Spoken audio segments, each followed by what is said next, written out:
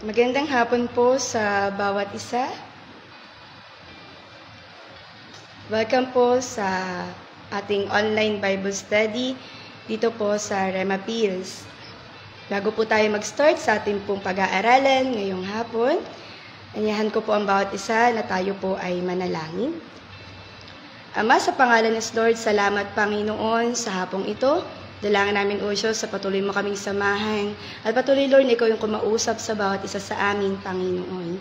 Patuloy ka mag-reveal, Panginoon, ng mga salita sa hapong ito, O Diyos. Patuloy mo po akong itago sa iyong banal likuran. Hayaan mo mga salita mo lamang lumabas sa aking mga labi, Panginoon. Salamat po, Ama. Sa iyo po ang kapurihan sa pangalan ni Jesus. Amen. Muli po, magandang hapon po sa bawat isa. So, mayroon po tayong bagong topic ngayon pong week. At ito po ay pinasimulan na ni Pastor Ryan kahapon. So, yung topic po natin ngayong week ay 17 Things by Jesus Christ or 17 mga bagay na mula kay Kristo or mga bagay sa pamamagitan ni Kristo.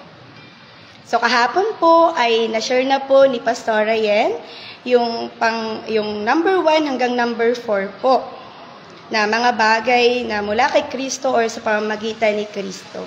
Ngayon pong hapon ay ang pag-aaralan naman po natin ay yung number 5 hanggang number 8 po.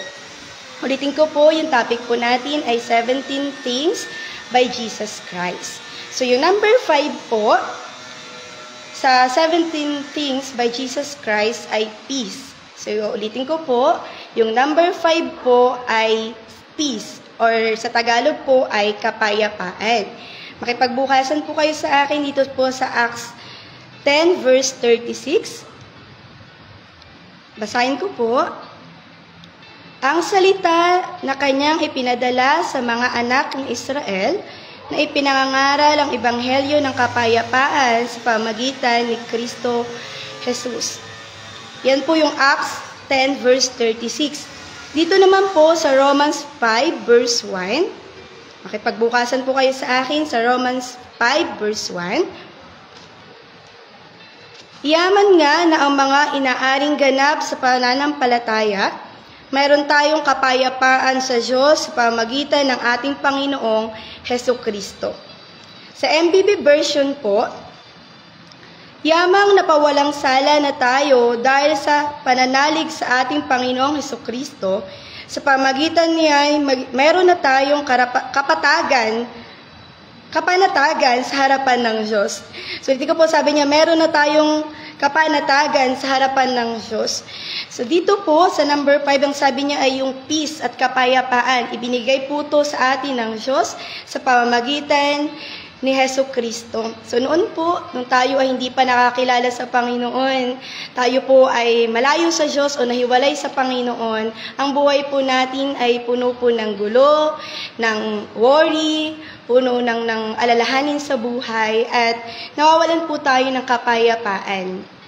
Pero dahil nga po tayo ay nakipagkaisa na kay Kristo, tayo po ay binigyan ng Diyos ng kapayapaan sa pamagitan po ng ating Panginoong Hesukristo. So minsan po sa buhay natin, tayo po ay naghanap ng kapayapaan sa bagay o sa lugar. Minsan hinahanap po natin yung peace sa tahimik na lugar, na po sa bagay na makakabigay sa iyo ng panandaliang kapayapaan. Pero ang tunay po na kapayapaan ay matatagpuan lang natin sa ating Panginoong Hesukristo. At ito pong peace na to ay ibinigay ng Diyos, hindi dahil sa may ginawa ka, kundi dahil kay Hesukristo. Ang sabi niya, nakipagkaisa na po kay Kristo ay magkakaroon ng tunay na kapayapaan. Naalala ko po yung isang kwento, may isa pong teacher na may pinagawa po siya sa mga estudyante niya. Ang sabi po ng teacher, gumuhit kayo ng isang larawan na kung saan ito ay magpapakita ng kapayapaan. At nung kinolect na po nung teacher yung mga gawa po ng estudyante niya, nagulat siya kasi nung chinecheck niya po, may nakita siyang isang drawing na nung tinignan niya, hindi naman nagpapakita ng kapayapaan. So siya po ay nagtaka, bakit ganun po yung drawing ng estudyante niya. So ang ginawa po niya ay tinawag niya po yung estudyante niya at tinanong kung bakit ganun po ang drawing niya. And sabi po ng estudyante niya, "Ma'am, Diyan po sa drawing ko, makikita po natin na meron po dyan mga punong nagtutumbahan. Yung iba patumba, yung iba nakatumba na. At makikita din po natin na meron pong mga hangin, may malakas na hangin at may malakas na ulan. Diyan po sa ginuhit ko na larawan. Yan, sabi po ni teacher, oo nga, kaya nga nagtataka ako, bakit ganyan yung drawing mo? Kasi ang sabi ko ay mag-drawing kayo ng isang larawan na magpapakita ng kapayapaan. Ngayon po, tinuro po ng estudyante yung ibon doon sa ilalim ng puno na natumba na. Ang sabi niya, ma'am, kung mapapansin niyo po, meron po diyang ibon na umaawit. Para po sa akin, ganyan po ang kapayapaan, na magulo yung paligid, pero yung ibon po nakukuha pa rin niyang umawit. At sa atin po mga Kristiyano, madami kang pagdadaanan o pinagdadaanan, pero ang kapayapaan po na binigay ng ating Panginoon ay kaya mo pa rin po manatag sa kabila na meron po tayong pinagdadaanan. Yan po ang tunay na kapayapaan o peace na binigay sa atin ng ating Panginoong Hesukristo. So yan po yung panglima na bagay na ibinigay ng ating Panginoon mula sa ating Panginoong Hesukristo. So dako po tayo sa pang-anim. Dito po tayo sa pang-anim. Ang pang-anim naman po ay creation. Ang mga bagay na mula po sa Panginoong Jesus or sa pamamagitan ni Hesukristo, ang pang-anim po ay creation o paglikha. Dito po sa Colossians 1, verses 16 to 18. Basahin ko po. Colossians 1, verse 16 to 18. Sapagkat sa pamamagitan niya ay nilikha ang lahat ng nasa langit at nasa lupa.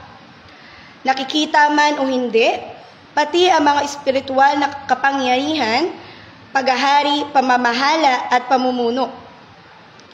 Ang lahat ay nilikha ng Diyos sa pamamagitan niya at para sa Kanya. Verse 17, siya ang una sa lahat at ang buong sinukob ay nanatiling nasa kaayusan sa pamamagitan niya.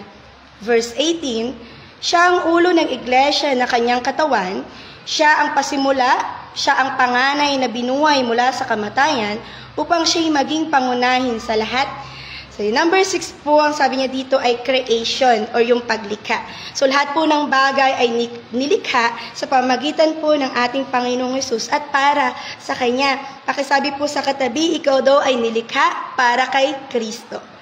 So, sabi po niya dito, nilikha ng Diyos ang lahat para kay Kristo. Kaya nga po, nung tayo po ay nakakilala na sa Panginoon, nung tayo po ay na kay Kristo na, nalaman natin na yung buhay po pala natin ay para kay Kristo.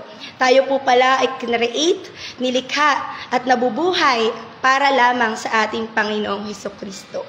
Kaya nga po, ang pang-anim na bagay na mula kay Kristo or sa pamamagitan ni Kristo ay yung paglikha o pag-create. At tayo po ay kinreate ng Diyos, hindi para sa walang bagay lang, kundi sabi niya po dito, para sa Kanya, para sa Panginoon. Kaya tayong lahat po na naglilingkod sa Lord, lagi po nating alalahanin na ang buhay natin ay para kay Kristo. Kaya ilagay po natin yung buhay natin sa paglilingkod sa ating Panginoon hanggang sa Kanyang pagbabalik, sapagkat tayo po ay nilikha, kinreate dahil lamang kay Kristo. So yung buhay mo, yung buhay ko po ay para kay Kristo lamang. Amen po? So yun po yung pang-anim po sa 17 things by Jesus Christ. So ulitin ko po, yung pang-5 ay peace o kapayapaan. Yung pang-6 po ay creation or paglikha. At yung pang-7 po, dako po tayo sa pang-7. Ang pang-7 po sa bagay na mula kay Kristo or sa pamamagitan ni Kristo ay revelation or paghahayag. So, ulitin ko po, yung pang-7 po ay revelation or paghahayag. Dito po sa Galatians 1 verse 12. Makipagtiyagaan lang po kayo sa akin sa pagbubukas po ng mga verses. Galatians 1 verse 12. Sapagkat hindi ko tinanggap ito sa tao, ni tinuro man sa akin, kundi aking tinanggap sa pamamagitan ng pahayag ni Hesukristo. Dito po sa binasa natin, ang sabi po ni Pablo, natanggap niya yung revelation o yung pahayag, hindi dahil sinabi ng tao, hindi dahil sa gusto niya, Kasi nga po, iba po yung gusto ni Pablo. Alam naman po natin yung kwento po ni Pablo, amen po. Hindi niya gusto. Iba yung gusto niya, iba yung pangarap niya. Pero dahil po sa pamagitan po ng Panginoong Jesucristo, binago po ng Diyos at binigyan siya ng revelation na sang-ayon o ayon sa kalooban ng Panginoon. Kaya po sa bawat isa po sa atin, nung tayo po ay nakakilala sa Panginoon, nang tayo po ay nanampalataya sa ating Panginoon, binigyan po tayo ng revelation ng Diyos o pahayag ng Diyos o mga plano ng Diyos sa atin, na ito yung kailangan nating matupad sa mga buhay po natin. So, 7, yung ika-7 po, sabi niya doon, yung revelation o yung pahayag ay binigay sa atin sa pamamagitan ng ating Panginoong Jesucristo. So, sa ang Panginoong Jesus po ang nagpahayag sa atin ng mga bagay na dapat nating gawin sa atin pong paglilingkod.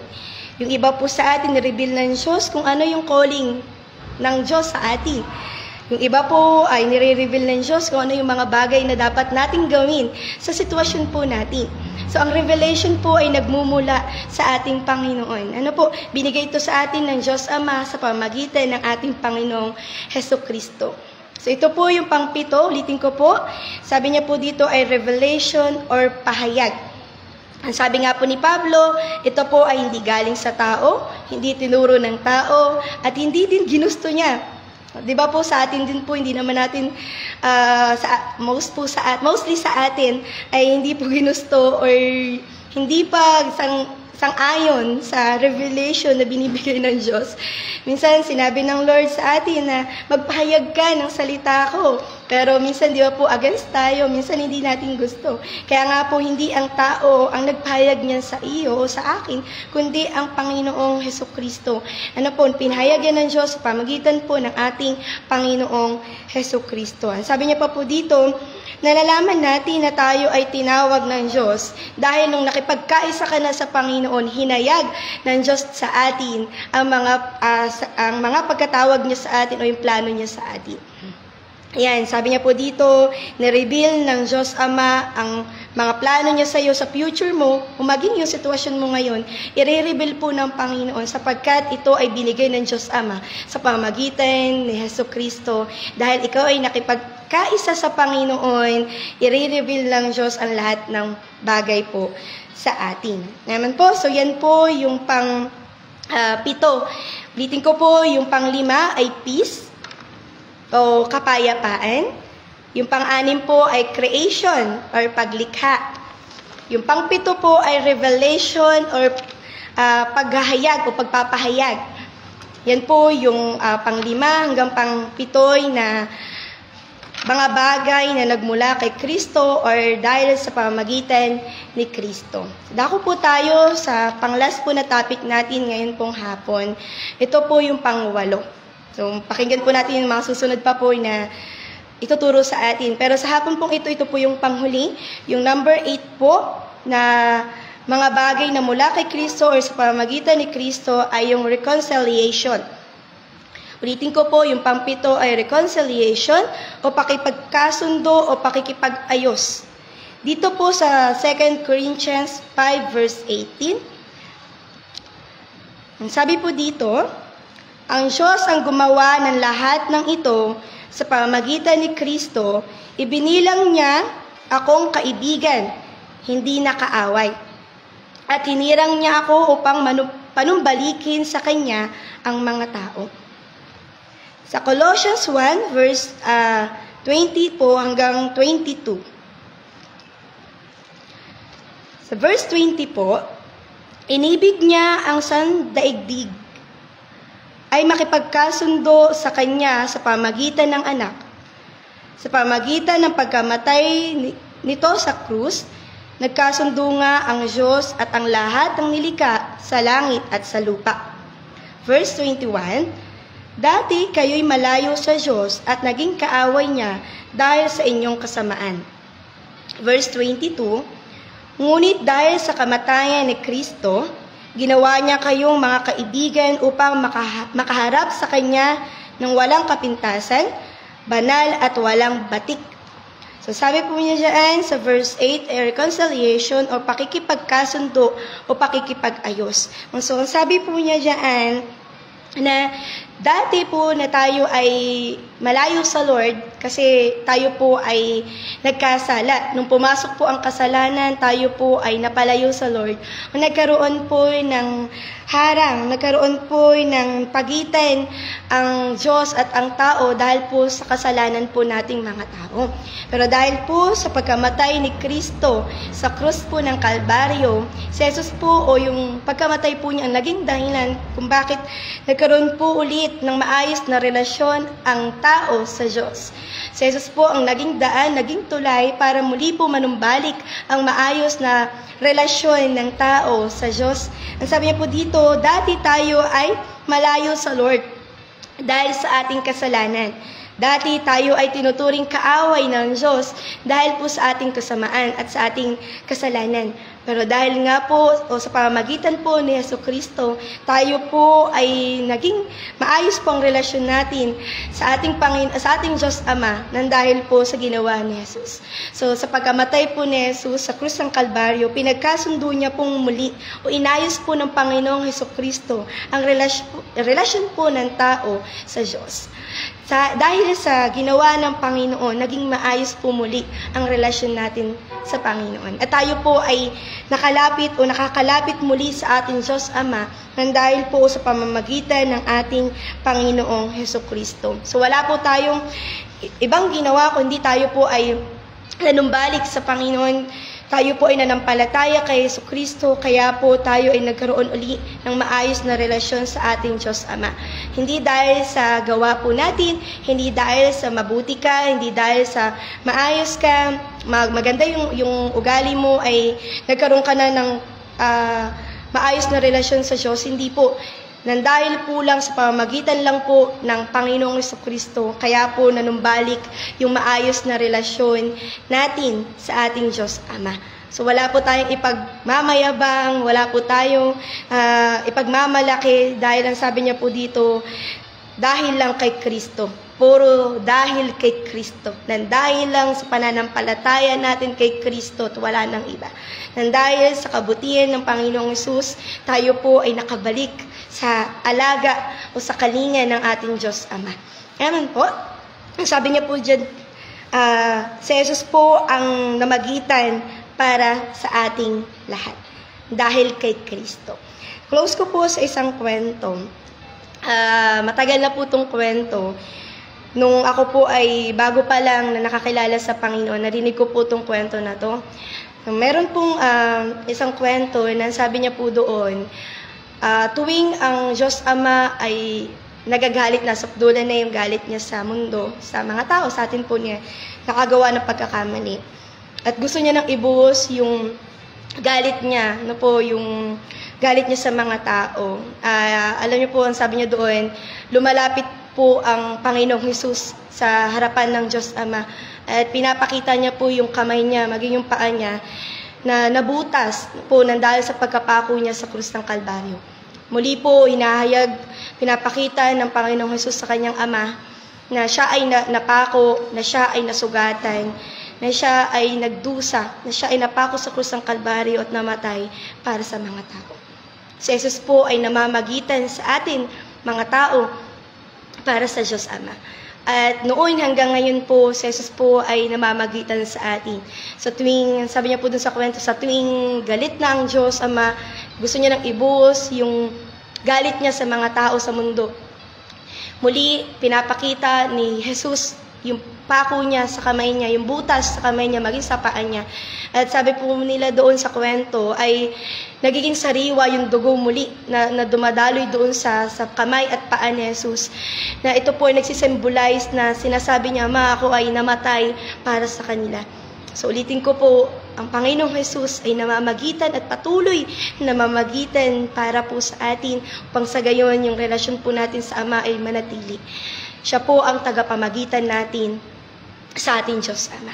Amen po. So yan po yung 5 hanggang 8 na mga bagay na nagmula kay Kristo o sa pamamagitan ni Jesucristo. Ulitin ko po, yung pang-5 ay kapayapaan o peace. Yung pang-6 po ay creation or paglikha. Yung pang-7 po ay revelation o paghayag.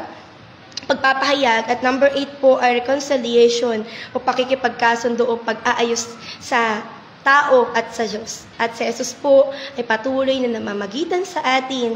Wala pong sa atin na malinis, walang perpekto. Kaya nga po, mula noon hanggang ngayon, si Jesus po ay namamagitan para po sa atin. Yun po, so yun lang po, tayo po ay manalangin. Ama, sa pangalan ng Lord, salamat Panginoon sa mga salita mo. Tunay nga, Panginoong Diyos, napakabuti mo, sapagkat sa pamamagitan mo, nakukuha namin yung mga bagay na ito. Hindi sa sarili naming kakayanan, kundi dahil sa kabutihan mo, O Diyos. Salamat po, Ama, sa mga revelation mo. Salamat, Banal na Espiritu, sa patuloy mong pangungusap sa bawat isa sa amin, Panginoon. Salamat po, Ama, sa iyo po ang kapurihan, sa pangalan ni Jesus. Amen. Muli po, magandang hapon po sa bawat isa. God bless po.